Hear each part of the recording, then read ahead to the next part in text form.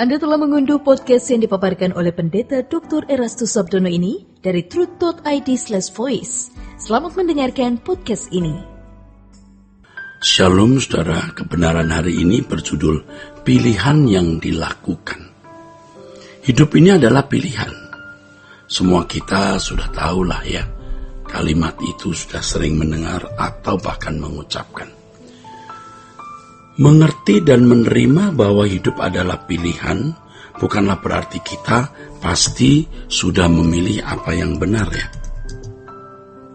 Hendaknya kita tidak merasa kalau kita sudah mengerti dan mengakui hidup ini adalah pilihan lalu otomatis kita sudah ada di dalam pilihan yang benar loh saudara.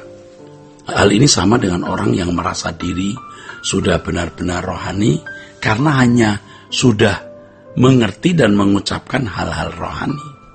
Padahal apa yang diucapkan, dikutbahkan dan diajarkan bukan berarti sudah dilakukan. Misalnya seorang pengkhotbah mengerti suatu kebenaran dan mengkhotbahkan kebenaran itu. Belum tentu sudah mengenakan kebenaran itu secara konkret dalam hidupnya.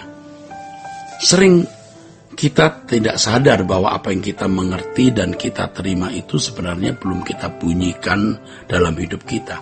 Belum kita bunyikan dalam hidup kita dalam bentuk perbuatan atau perilaku. Atau belum diterjemahkan dalam perilaku. Ya, belum diterjemahkan ya, dalam perilaku. Hidup ini adalah pilihan.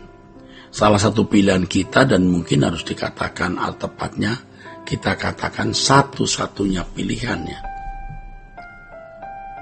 Nah ini adalah Tuhan sendiri ya. Salah satu pilihan dan harus dikatakan tepatnya satu-satunya pilihan ya adalah Tuhan. Itu jelas. Kita setuju ya saudara, pasti ya bahwa hidup itu pilihan ya.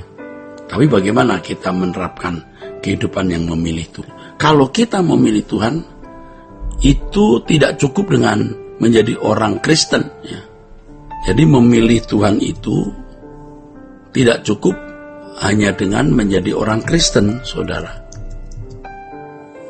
Kita berdoa, kita melakukan ibadah secara liturgi, bahkan sekalipun setiap pagi berdoa, ya, itu bukan berarti sudah memilih Tuhan loh. Ya, memilih Tuhan tidak cukup hanya dengan menjadi orang Kristen. Kita berdoa, kita melakukan ibadah secara liturgi, bahkan sekalipun setiap pagi berdoa, itu bukan berarti sudah memilih Tuhan. Kita disebut memilih Tuhan kalau kita benar-benar menjalani ya, menjalani saudara, jalannya. Dan jalan yang Tuhan tawarkan kepada kita itu jalan Yesus. Jalan hidup yang dijalani anak tunggal Bapa, yang memang itu adalah standar model anak manusia yang Bapa kehendaki.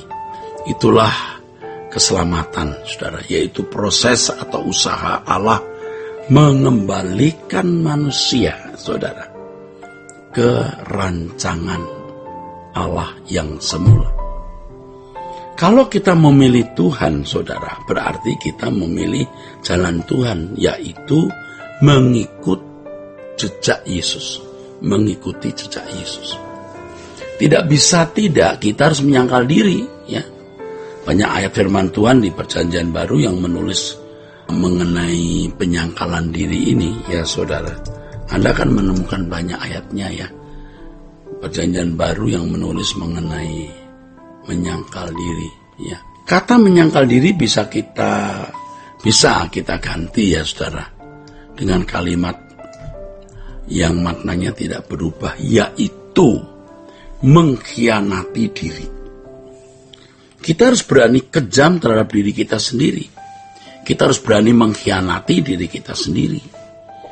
Menyangkal diri itu artinya memang bersedia untuk tidak menuruti keinginan diri sendiri.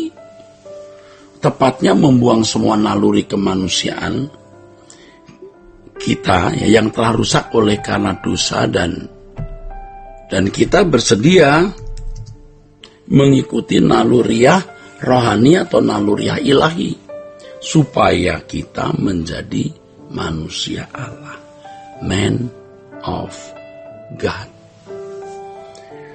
Saudaraku sekalian, dalam hal ini Yesus adalah modelnya ya saudara. Ini kartu mati ya, yang tidak bisa diganti ya.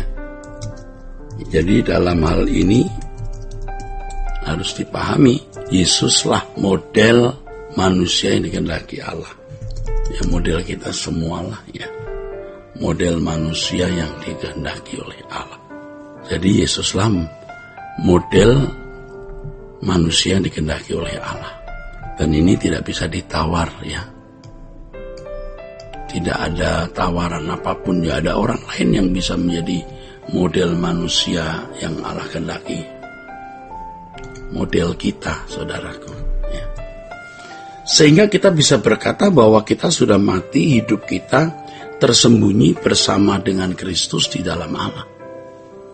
Seperti yang dikatakan oleh Paulus dalam Kolose pasal 3 ayat 1-3 ya, Kolose 3 ayat 1-3 saudara. Dan kita bisa berkata bahwa hidupku bukan aku lagi, tapi Kristus yang hidup dalam aku, seperti pernyataan Paulus saudara. Kita bisa membaca itu di Galatia 2 ayat 19 sampai ayat 20 saudara.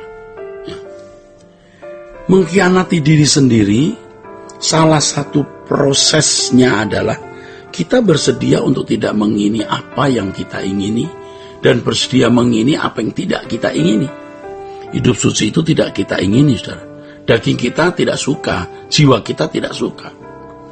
Misalnya kita disakiti orang, jiwa kita kan maunya membalas, tapi kita harus mengingini tidak membalas. Juga keinginan-keinginan daging kita harus dimatikan. Kita mengingini apa yang tidak kita ingini. Kita tidak mengingini apa yang kita ingini. Ngeri ya. Kita mengingini apa yang tidak kita ingini. Kita mengingini apa yang kita tidak mengingini apa yang kita ingini. Sebab kita mengingini kehendak Allah saja, kesucian Allah. Yang itu sulit, itu berat, itu menyakitkan saudaraku. Tetapi kita harus berani menyangkal diri, mengkhianati diri kita sendiri. Ini yang benar, ini jalan Tuhan ya. Ini jalan Tuhan ya. Kita yang serius benar-benar mengkhianati diri untuk hidup dalam kekudusan atau kesucian ya saudaraku, ya, sulit sekali loh saudara ya, sulit sekali ya. Karena kita harus melewati jalan di mana kita mengalami jatuh bangun, tidak main-main. Tapi proses itu akhirnya membuat kita mampu menindas, membungkam diri kita sendiri dan semua nafsunya atau manusia lama kita, dan membangkitkan manusia baru di dalam diri kita. Dan kita bisa berkata, yang kuingini Engkau saja Tuhan. Aku bersedia untuk mengingini apa yang tidak kuingini. Aku bersedia mengingini apa yang tidak kuingini. Aku bersedia tidak mengingini apa yang kuingini. Sebab aku mau hidup hanya untuk melakukan apa yang kau ingini. Walaupun itu tidak sesuai dengan keinginanku. Tapi lama-lama semua keinginan Tuhan menjadi keinginanku. Dan aku bersukacita atas semua keinginanmu. Karena sudah sinkron dengan pikiran dan perasaan Allah. Nah, sampai tingkat itu seseorang baru disebut berkodrat ilahi atau mengambil bagian dalam kekudusan Allah. Orang-orang seperti inilah yang layak disebut anak-anak Allah, saudara. Man of God. Ayo kita berjuang untuk sampai di tingkat atau level itu ya. Sola Gracia. Untuk berlangganan renungan harian dalam bentuk cetak, silakan hubungi Truth Literatur di nomor telepon 0878 7870 7000. Untuk mendapatkan CD khotbah, MP3 renungan Truth, dan CD album lagu produksi Sola Gracia, Anda dapat menghubungi di hari dan jam kerja di nomor telepon 021 638 60953. Tuhan Yesus memberkati. Sola Gracia.